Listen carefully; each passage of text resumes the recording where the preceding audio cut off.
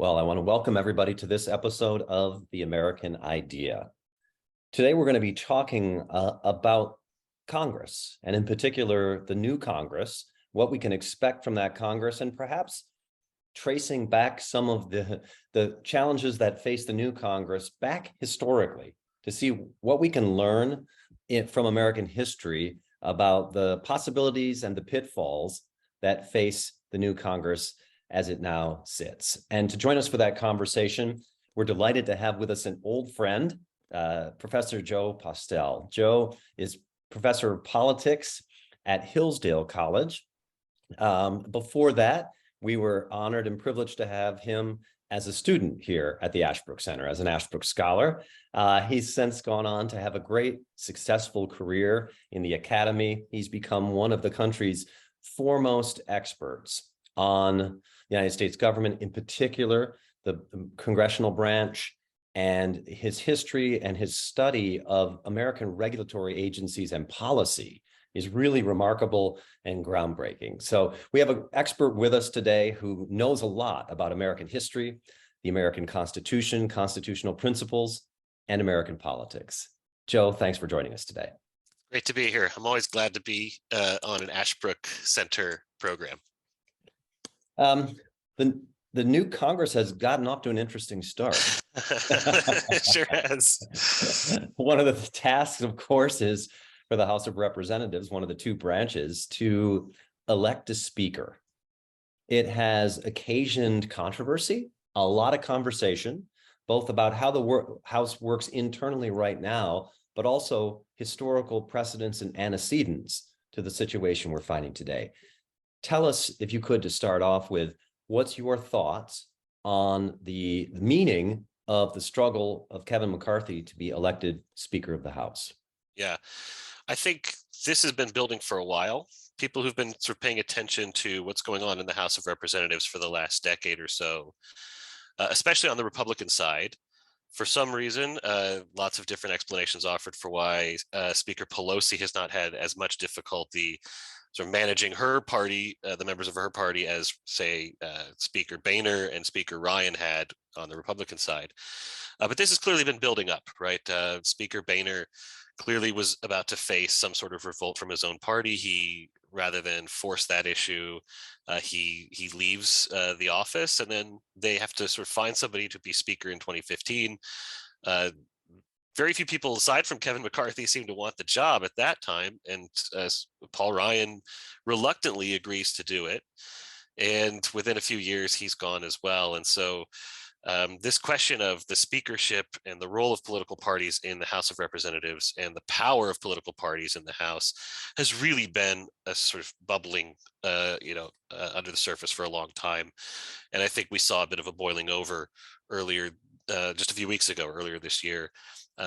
I think very few people understand the broader historical perspective here, and hopefully we'll get into that in some of our conversation. But I think right now the issue on a lot of people's minds, or during that debate, was to what extent should we be voting as partisans and taking our orders from party leaders, as opposed to representing our constituents and focusing on the local issues and the local interest rather than the national party goals and objectives. And how do we balance those objectives as members of Congress? Does the Constitution, does the theory of republicanism help to understand our way through that question? I think hopefully some members are thinking about it in that way, and it would be good if they did. Well, that's a great question. Let's go to that question. To take us back to the Constitution, Article 1, that begins, I believe, in Section 1, all legislative power herein granted.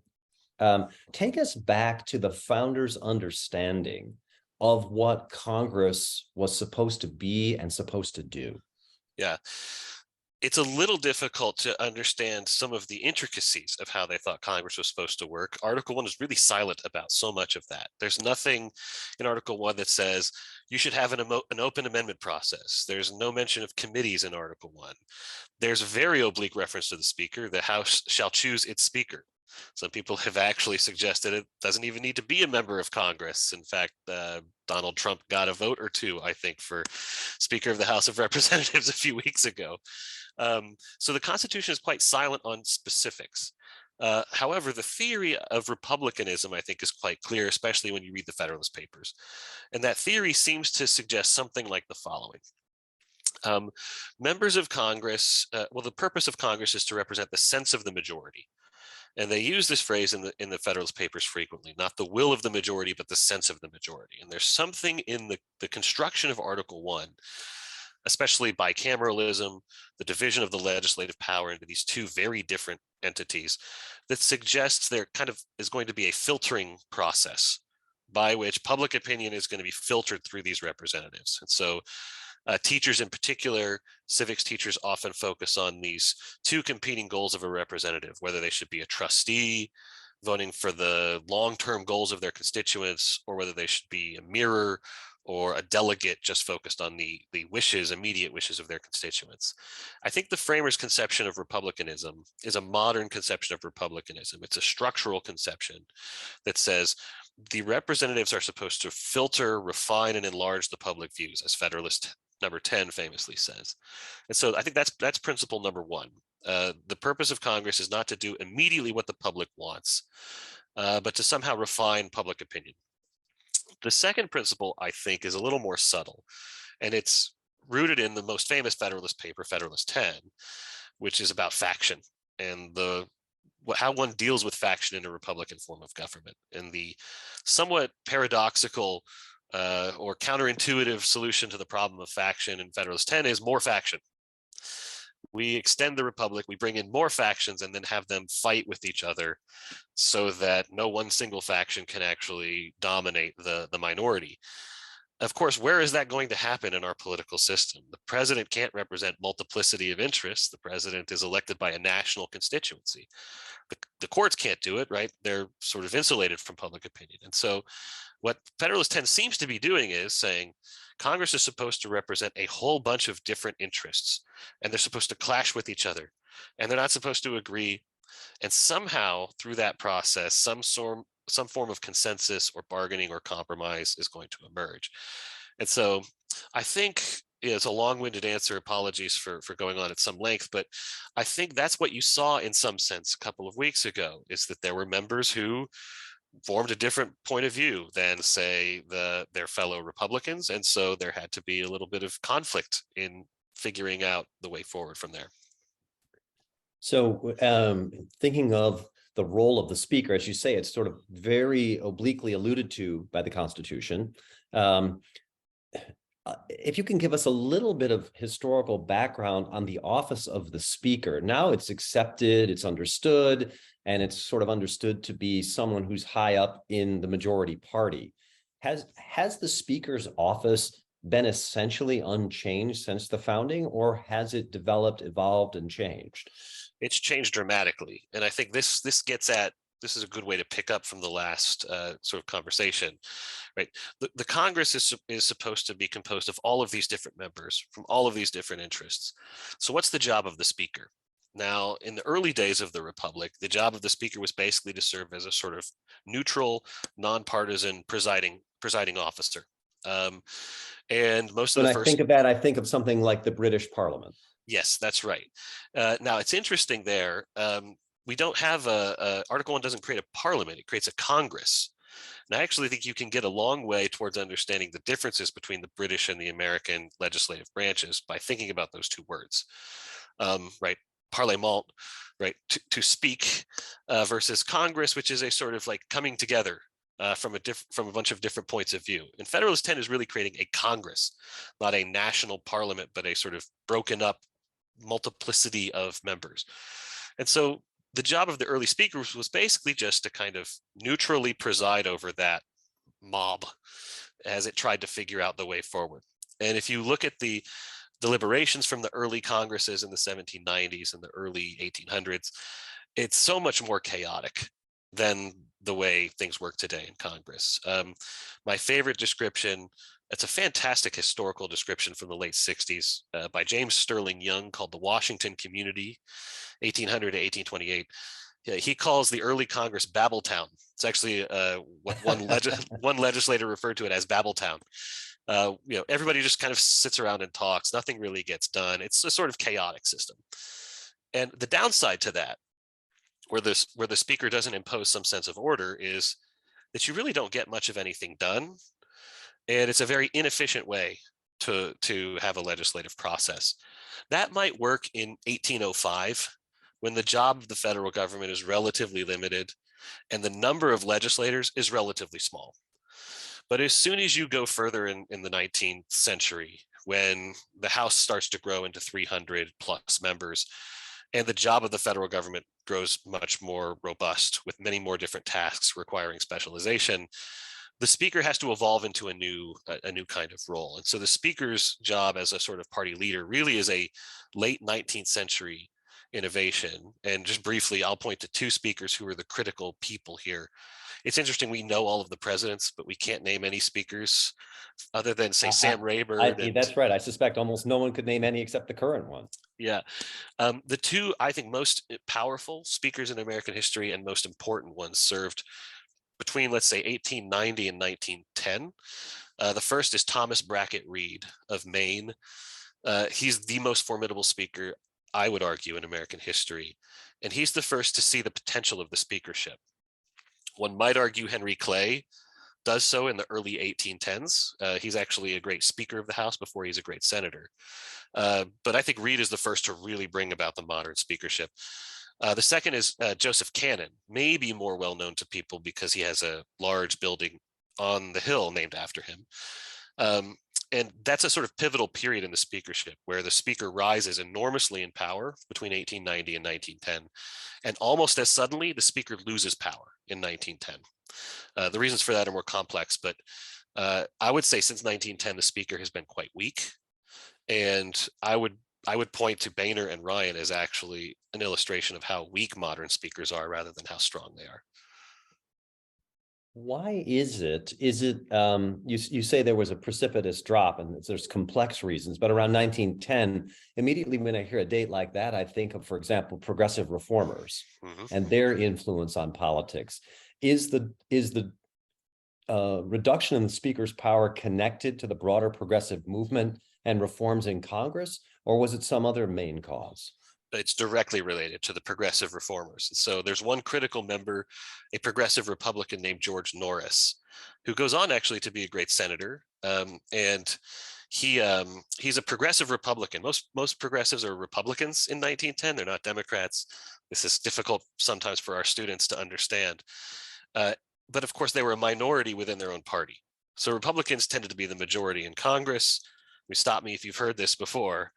The Republican Party was a majority in the House, but there was a small minority of Republicans, progressives in this case, not Freedom Caucus members or the like, who wanted their party to let them control more of the agenda. And so Norris was a key progressive. He introduces a famous resolution to strip the Speaker of the House from this Rules Committee. The Rules Committee is the committee that decides what legislation goes to the floor for a vote. And so he introduces the resolution on St. Patrick's Day in 1910 because he notices that while there's a quorum on the floor, the quorum is formed mostly of the Democratic minority and the progressive Republicans, and most of Cannon's supporters are out drinking and celebrating St. Patrick's Day. And so he's got this one opportunity now where he has the majority. He introduces the resolution and they debate it for 3 days. They are actually arresting members of Congress and bringing them back from the party out in the Capitol to get them. Cannon's people are trying to accumulate the votes necessary to vote the resolution down. And the resolution ends up passing and the speaker is stripped of these powers. Then Cannon, and this is relevant to today's debates, Cannon stands up right after this resolution passes, stripping him of control over the legislative process. And he says, well, there's clearly no longer a Republican majority in the House of Representatives. I can therefore no longer be the Speaker of the House. I'm now willing to entertain a motion to vacate the chair. And of course, the motion to vacate the speakership was a key point of contention in the discussions a couple of weeks ago. Cannon actually invites the motion to vacate the chair against himself because he's just been stripped of power. So he challenges the progressive Republicans, who immediately move to adjourn because they don't want to take the vote. But the Democrats also introduce the motion to vacate. Cannon calls upon them and the vote actually takes place, but Cannon survives the motion to vacate. So from there, because the speaker no longer controls the rules committee or is no longer on it, controlling it, and the flow of legislation then come out of the committee does not really go through the speaker in that powerful sense anymore. You're saying that the speaker has lost the power, as you say, to kind of control the legislative agenda, at least of the House of Representatives. And because the House constitutionally is involved, for example, in introducing money bills, appropriations, that's a very powerful loss for the speaker. Yeah. So, I mean, this is a somewhat of an oversimplification of a very long history. The speaker has not been brought back onto the rules committee, but starting in the middle of the 1970s, the speaker became more influential in choosing the members of the rules committee. So today, some of those powers that Cannon lost in 1910 have come back in a more provisional way. And the three, I guess, just to try to tie it together a little bit, the three powers that really define the speaker's authority in the progressive era were the power over the rules committee, the power over all of the committee assignments, because members like to get on committees where they can serve their constituents' interests, and then the right of recognition, the right to decide who could be recognized to introduce a motion or something like that. Today, speakers rarely preside over the chamber, so the right of recognition has become less important. The speaker has gained some control again over the rules committee, and also the speaker has regained some control over committee assignments. There's this thing called the steering committee that makes a lot of these committee assignments, and the speaker has quite a bit of influence over that. So you might put it this way, if the speaker's glass was completely full in 1910 in terms of power, which it was, they called speakers czars in 1910, which of course at that time was quite a loaded term. Exactly. The glass was basically dumped empty from say 1910 and the years following that, a couple of years following that, and it's been, I guess, glass half full since then. Speakers have gotten some of that power back, but not as much as they would have had a century ago. So in thinking about the most recent speaker contest, you mentioned earlier that Speaker McCarthy did not face the challenges, or he faced challenges that Speaker Pelosi did not really face within her party. And in fact, I think I saw a piece published not too long ago that said Republicans undermine their speakers, routinely undermine their speakers, and that's a good thing, the author argues. But what is it? Why is it, as you're talking about Speaker Boehner, then Speaker Ryan, and now Speaker McCarthy, what is it in contemporary American politics in the Democratic Party and the Republican Party that seemed, or is it just personality, that seemed to give Nancy Pelosi a firm control of the speakership when the Democrats were in the majority, and Republican speakers have a much harder time maintaining that kind of control? Yeah, there's obviously a lot of debate about that. And so I'll give you maybe one view and then my own view, which probably diverges from it. One view is that the Republican coalition and the Democratic Party coalition are just fundamentally different types of coalitions. That view says the Republican Party's coalition is an ideological coalition. It's much more interested in abstract ideological commitments than it is in concrete sorts of reforms. The Democratic Party coalition, on the other hand, is a kind of interest group coalition. It's composed of various interests. And when you have to negotiate questions within an interest group framework, you can trade off, you can bargain. I can give you something of your interest, but I might not satisfy all of it. But you can maybe get 80% of what you want, I'll get 80% of what I want, and we can work out a deal. But how do you compromise on ideological questions? Those seem to either be 100% or zero. And so that view suggests that Republicans have a much harder time agreeing internally as a party than Democrats do. I don't fully buy that view. I think that the causes of the breakdown of party cohesion are much more structural.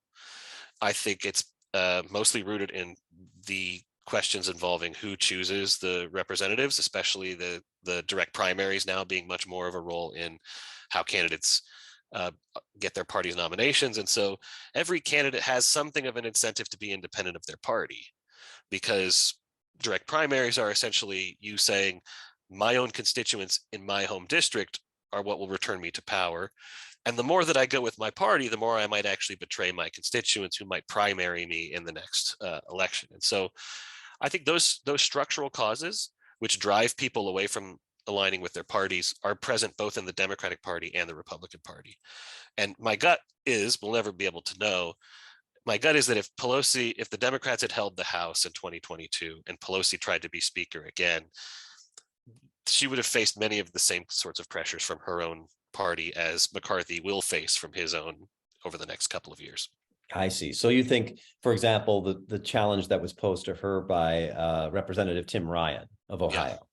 you think that would have recurred and we would have seen a similar situation in the Democratic Party as we have now seen in the Republican Party? Yeah, as well as, of course, challenges from more of the left wing of her party that wanted more action on things like the Green New Deal and say more purely progressive kinds of policies. I guess this draws back to a deeper constitutional point that's been sort of lurking in the conversation and maybe really is important to bring out. And that is this sort of questionable role of parties in our constitutional system in general, right? The Constitution, right, they're not mentioned in the Constitution, for example. yeah, it clearly doesn't anticipate political parties. But the problem is, I mean, it's understandable why they don't like parties. We've read all of the writings from the founders about how they're divisive, how they prevent sort of disinterested behavior on behalf of the common good. The difficulty here, though, is when you take the notion of Congress as this very pluralistic, disjointed coalition, multiplicity of interests, it makes Congress deeply inefficient. And so the question is, how do you get a bunch of people from a bunch of different interests representing a bunch of different constituencies to come to any form of agreement? Federalist number 10 is all about the roots of our disagreement, all about the diversity of interest, the multiplicity of interests and parties. It doesn't say much about the basis under which we will form a union and a unity. And so many critics of Federalist 10 have said Federalist 10 solves the problem of majority tyranny really well, but it creates a problem of majority rule. And majority rule, of course, is the sort of fundamental principle of Republican government. A legitimate majority, but still majority rule. And so how do you get majorities to come together? Well, you've got to find some common basis on which they agree and some bond of loyalty that will make them vote together to advance that interest. And of course, I've just described a political party in basic terms. In other words, just to put it sort of short form and crudely, Federalist number 10 boasts about creating a Republican remedy for the diseases of Republican government. So there's a Madisonian cure for the diseases of Republican government, but that has a Madisonian side effect, which is that the majority has a hard time ruling in an extended sphere. And so interestingly, the first person to realize the Madisonian side effect was Madison himself, who of course goes straight to the House of Representatives after the Constitution is ratified and forms a political party designed to resist the Hamiltonian, right, in his view, innovation on the Constitution. So I think parties are necessary in our Congress. They're necessary to make Congress efficient. And that's what experience has taught us, I think, over the last few centuries. What about challenges? And I know this is something that you've spent a lot of time thinking about and writing about. What about challenges to Congress today? And I'm thinking along the lines, and maybe these categories you don't think they apply necessarily, but I'm thinking about constitutional challenges to Congress, institutional challenges, which we've talked a little bit about, at least with the Speaker. We haven't talked yet about the Senate, but also, and then policy challenges. What do you think about, let's maybe start with the first one, constitutional challenges to Congress today? Yeah, the fundamental challenge that people have identified, I think, and you mentioned it very early on, right? Article 1 opens with all legislative powers herein granted are vested in Congress. Nevertheless, most of what we would recognize as legislation doesn't come from Congress today. It comes from the vast array of administrative agencies that make health standards, workplace safety standards, food and drug standards, environmental laws, financial regulation, all of that. And what Congress has done is it has outsourced its legislative power to the administrative agencies. This means that Congress now is sort of groping in the dark about what its purpose is, because back in the 19th century, Congress made the laws, and so members of Congress knew what they were showing up to do. What does a member of Congress do today? What is the job of a member of Congress? And one of the things, there's a fellow named Yuval Levin who's written, I think, quite well about all of this. One of the things members of Congress have turned to doing is performing much more than legislating. And The rules of the House and the Senate have sort of lent themselves to this kind of performative behavior. The key one here is the transparency reforms of the middle of the 1970s, which have extended into the present day. Everybody loves transparency until you realize the unintended consequences of transparency. When you take a committee, which is supposed to be investigating a problem, and you put a camera in the room, then the members of Congress change their behavior completely. Instead of thinking about asking questions to learn something from the witnesses, they start making speeches so that they can cut clips to run on media. When you put cameras on the floor of the House and the Senate, members make speeches not to each other, they make speeches to outside the chamber to the public. And so members have started performing a lot more. They're not really legislating anymore. And those are two fundamentally different activities. The Constitution doesn't really say much about how a member of Congress is supposed to perform. It talks about how Congress is supposed to collectively legislate. And so I think that's a huge constitutional challenge, the delegation problem, and then the performative aspect of Congress today. What about institutionally? There have been so many attempts, you mentioned in the mid-1970s, to reform by Congress, to reform itself from the inside institutionally. There were attempts at institutional reform by outside, for example, with term limits, which the Supreme Court struck down. What institutional challenge do you think really faces Congress today? Yeah, I see things almost entirely differently than most people do about those institutional challenges. The big debate during the McCarthy question over the last couple of weeks was, how do we take power away from the Speaker of the House of Representatives and return it to all of the representatives? And so there was a lot of discussion over how do we make for a more open process. Sometimes this is referred to as regular order. If you've ever seen the short film I'm Just a Bill, this is described. Oh yeah, Schoolhouse Rock, right? Yeah, the old Schoolhouse Rock, right? Which is, a bill gets introduced, gets referred to a committee. The committee marks it up with all these hearings, goes to the floor. There's a debate. There's some amendments, and then it passes. That does not describe the process today in Congress at all. And so, for a lot of people, I think of Representative Chip Roy. The lack of access to everybody to participate in the deliberations of Congress is a major complaint that they have. That basically, when bills reach the floor, they reach the floor under what we call closed rules, which is you can't offer amendments and you can't debate it. And so the bill is decided before it even reaches the floor. You just get to vote yes or no. And oftentimes you only get like 24 hours to read the bill before it actually reaches the floor.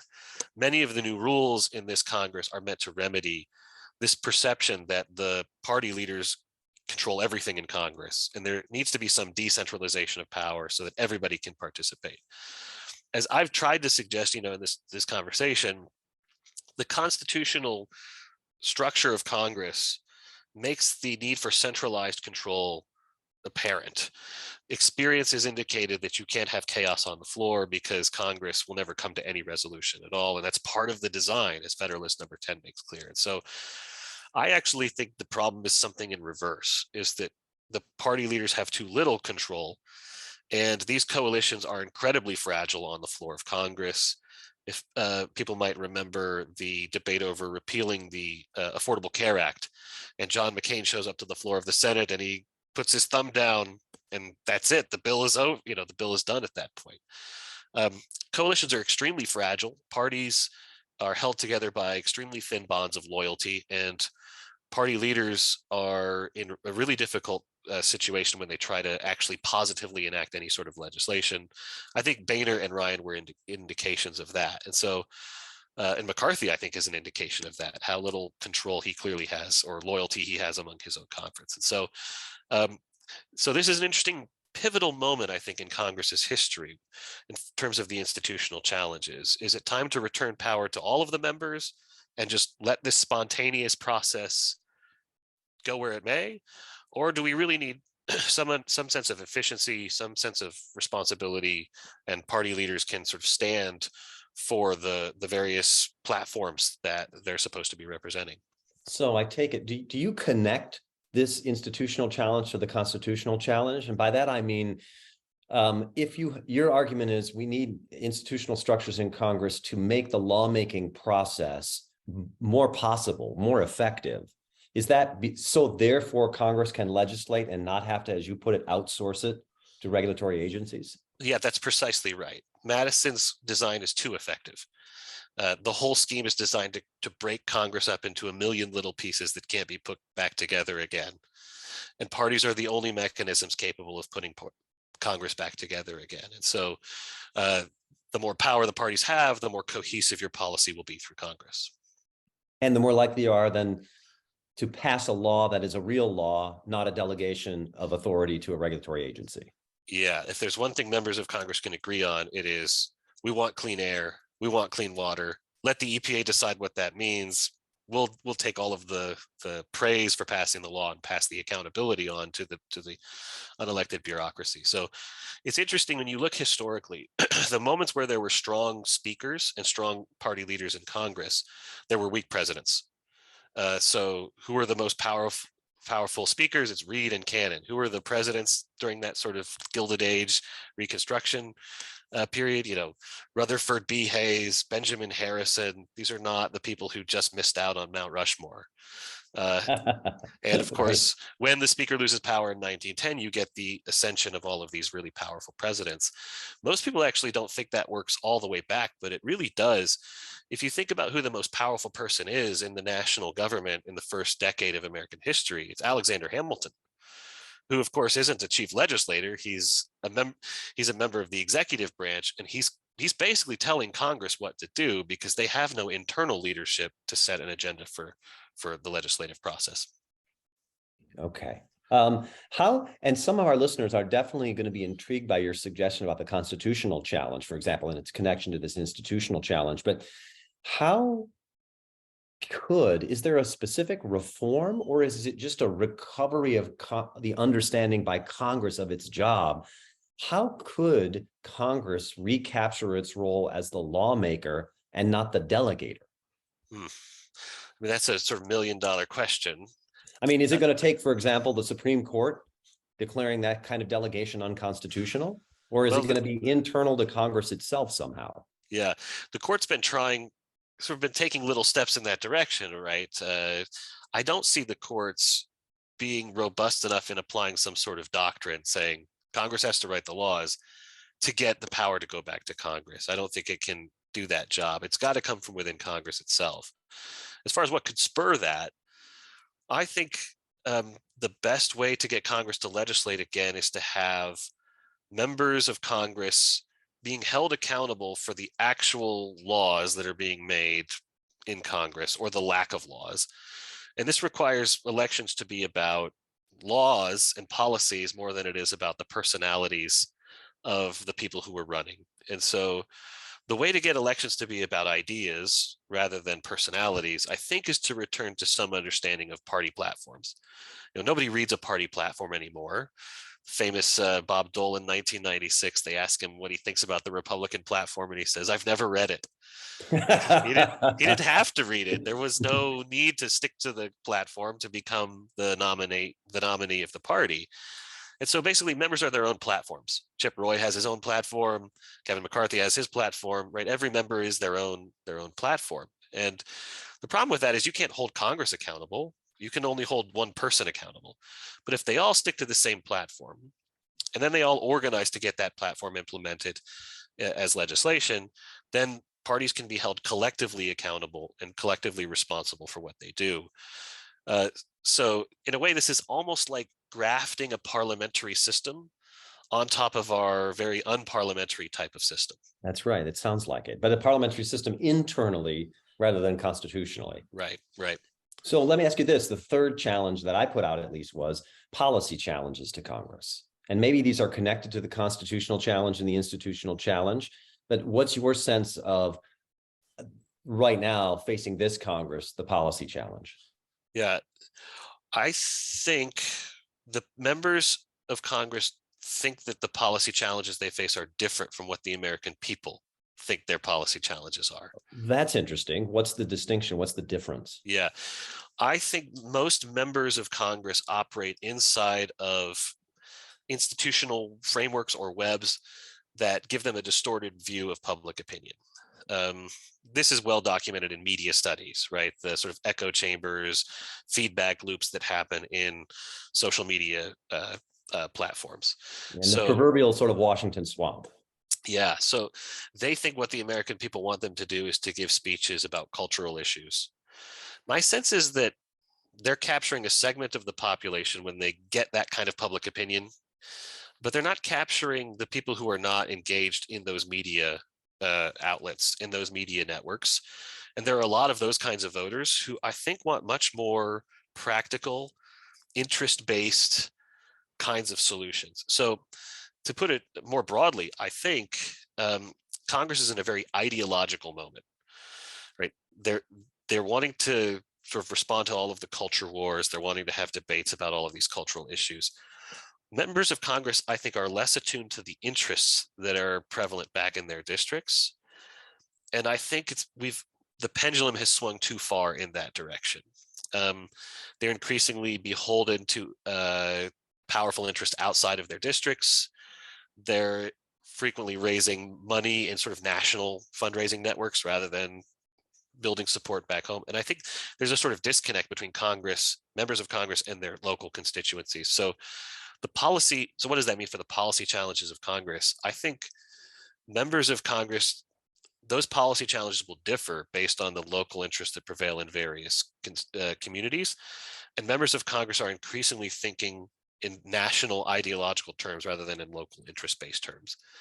Members of Congress, I think, will be more successful the more that they put the phone down, stop fundraising, stop giving speeches, and spend just more time with their own constituents back home in their districts. What do you expect from the current Congress, both on maybe the House and the Senate side going forward? What a number of people are saying is, well, with divided government, president being a Democrat, Senate being effectively in the Democrats' hands, Republicans effectively, probably maybe controlling the House of Representatives. You're just going to see divided government. You're going to see, for example, budgets passed not through a budget process, but by continuing resolution. And you're really not going to see any significant legislation or significant legislation that repeals legislation or anything like that. You're going to see a stalemate really for the next 2 years until perhaps 2024 breaks the logjam either way. That's what I'm hearing out there in sort of the conventional wisdom. Is that right? I think mostly, yes, that's right, especially with the Senate not going to be interested in taking up any of the really extreme measures that come out of the House, nor will President Biden sign most of the legislation that members of the House are talking about passing. So it's probably going to be a lot of gridlock, with one major exception, and this is what everyone's focused on right now. There's one aspect of the legislative process that where the gridlock is, it sort of changes the incentives, and that is the debt limit, right? Where divided government gives you no action and everybody just kind of waits it out. If you default on the debt because of no action, then everything comes crumbling down. And so members, especially in the House, see that the leverage that they have is whether they can be bought, whether their votes to raise the debt limit can be bought, and what are the concessions that they can extract from the other parts of the government in order to get that vote. That negotiation, so far as I can tell, is proceeding on almost exactly the same lines as the 2011 shutdown with Boehner proceeded, and so I'm somewhat pessimistic that it's going to work out well. Although hopefully some people have learned the lessons of history, and there can be a little bit more of an incentive to compromise this time around. Speaking of history, when you're looking at this Congress and its situation, are there historical analogies that you look back to? Is it 2011, or do we go back farther in the 20th century, or do we go farther back in the 19th century? What does this Congress in this moment we're in remind you of? I think this is unprecedented. There have been many situations in American history where we've had a kind of multi-party system.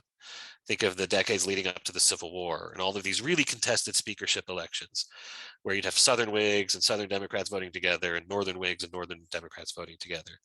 But this is unprecedented because the people who seem to have all of the power in Congress today, instead of being the ones in the middle, are actually the ones on the edges. This is a very curious and I think unprecedented situation. The conventional way of looking at Congress, in this very common sense, is that the people who have all the power are the people in the middle, because they, by switching from one party to the other, get to decide what the majority vote is going to turn out to be. The problem with that assessment today is when the majority is really close, Republicans have what, like a 10 vote majority, and no Democrats are going to vote with Republicans. Now the people who hold all of the cards are the people on the far edges who get to, with their 10 or 20 votes, prevent the Republicans from acting. And so what's really different this time around is that all of the structural incentives are pushing people to the extremes rather than to the middle. And I think Americans are really aware that that's what's happened in their country, that all of the people who were used to compromise are now incentivized actually not to compromise.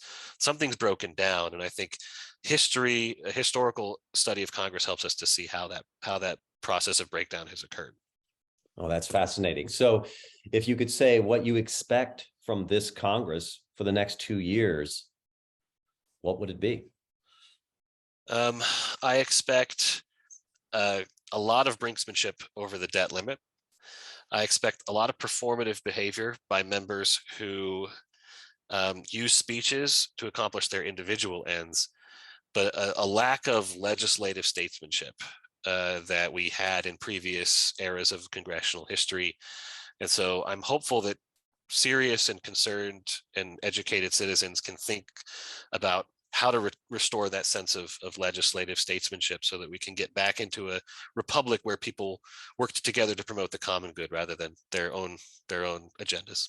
That's a terrific term, legislative statesmanship. I love that. You don't normally usually associate statesmanship with presidents, but to say there's legislative statesmanship, a lot of our listeners, of course, love American history, and they would ask you, and maybe this is a question I think I need to ask on their behalf, which is, who's your favorite legislative statesman in Congress? It's close, but I think Thomas Brackett Reed is my favorite in history. Henry Clay comes a close second. Give us something about Thomas Brackett Reed, because a lot of folks have heard of Henry Clay. They have not heard of Reed. Yeah, so Reed is known for a set of reforms in 1890 that we call the Reed Rules. And they are the most pivotal, that's the most pivotal moment in the entire historical development of the House of Representatives. Isn't it remarkable, just to pause for just 1 minute on this, that people can cite the presidents one after the other, and they have no sense of the statesmanship that's happened and we're living in a republic, right? Not a monarchy. And yet our understanding of statesmanship doesn't go to these legislators. So I'll tell you a quick story about Reed that encapsulates why he was so great. Reed's rules in 1890 came out of a fight he had over a device Democrats. So he was a Republican speaker. Minority Democrats used this device called the disappearing quorum. And the disappearing quorum was, according to the rules of the House, if the roll was called and you didn't answer when your name was called on the roll, you were actually absent from the chamber, even if you were sitting there. So somebody called it the curious device under which you could have corporeal presence and metaphysical absence at the same time. And Democrats would use this to make the Republicans think they had a quorum, and then the quorum would disappear because the Democrats would stop responding to the roll call, and all of a sudden they couldn't proceed with any business. So Reed challenges the Democrats as they start to refuse to respond to the roll. He starts ordering the clerk to call them present. And Democrats go completely ballistic. Some of them run out of the chamber. There's a fellow named Buck McKeon from Texas who screams, "Make way for liberty." And he charges out of the out of the House of Representatives. And they appeal. The speaker rules that they are actually present rather than absent. And they appeal the ruling to the whole House. So it's this great showdown. The New York Times has it all over the front page. And Reed is sustained in this attempt to shut down, basically filibustering and obstruction by the minority. And they asked a bunch of people afterwards. So his two chief allies at that point were William McKinley and Joseph Cannon. And they both said it was Reed who did it, Reed alone, and no other person in the House could have done what Reed did. And so for that reason alone, but there are many others, I think Reed is worthy of esteem, but also of more attention than he gets these days. Fascinating, fascinating. What an interesting, thought-provoking discussion of Congress as it has existed historically, but also the contemporary Congress we have today. Joe Postell, thank you so much for joining us on The American Idea. It was a pleasure. Thanks for having me.